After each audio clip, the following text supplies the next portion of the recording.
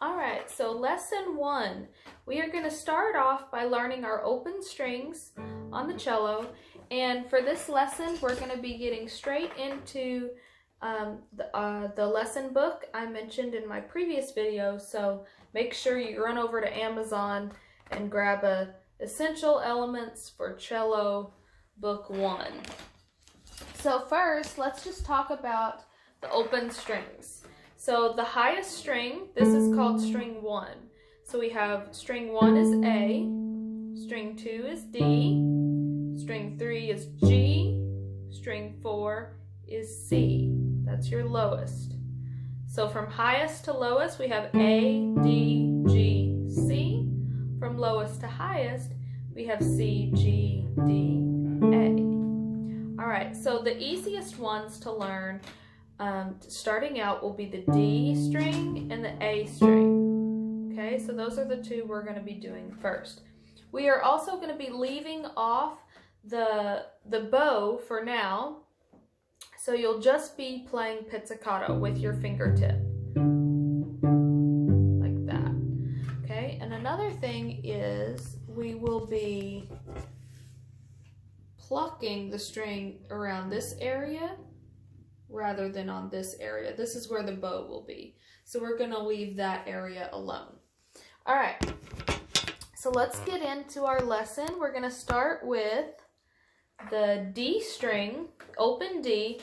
And before we do that, let me just mention, if there is anything here in the yellow theory boxes that you guys don't quite understand in the book, let me know in the comments what's giving you trouble, and I will be more than happy to help you explain that, maybe even do a separate video on some of that if it's giving you trouble.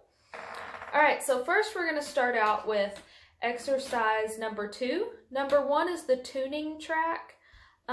If y'all don't know how to tune your cellos, let me know in the comments, and I can also do a separate video on tuning. But for now, let's just get into it. So we're going to start with the D string. So that's string 2. We have A is string 1, D is string 2. Okay, so we're going to start there.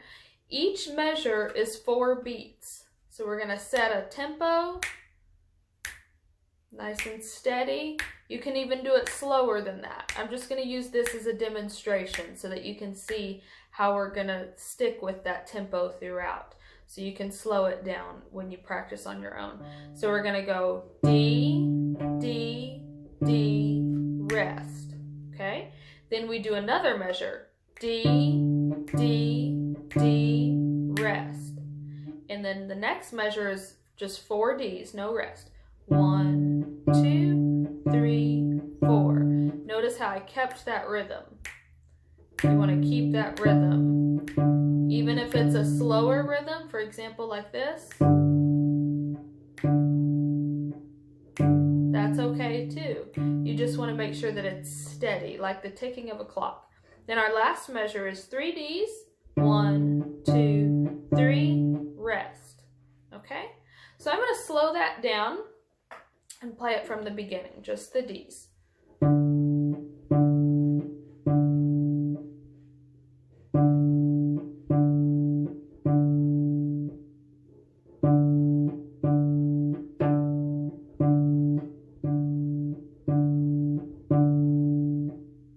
Okay, so that was the whole exercise. So here you're working on finger coordination and you're working on tempo and rhythm. And you're also learning which string is which here. So it's going to seem a little bit boring in the beginning because you're just plucking that same string. But you don't realize how many things you're actually learning in that one exercise. You're learning where the D string is. You're learning how to pluck with a strong finger and actually pluck in rhythm, in beat to whatever beat you set. If you speed up,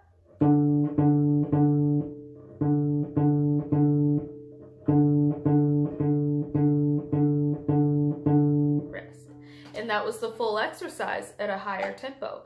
So you can mix it up and do it at whatever level you want. Okay, moving on to exercise number 3. We're going to do the same exercise just on an A. So everything that I told you about the D the beat and all of that, that all applies to this as well. So it's an identical exercise just on the next string. So we're going to do on A. Rest, rest,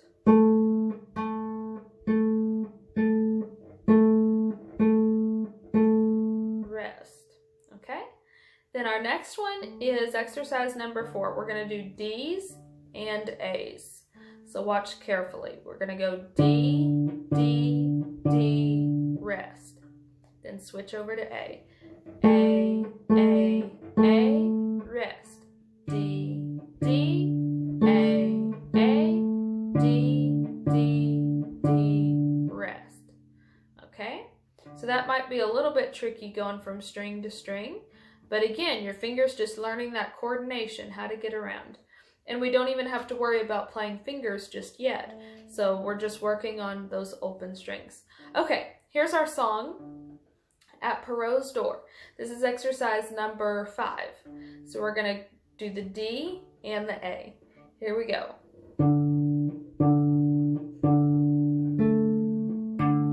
Rest, rest.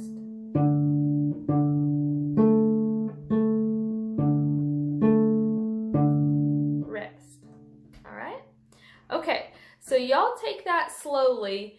Do it a lot at a lot slower tempo. So for example, if I'm doing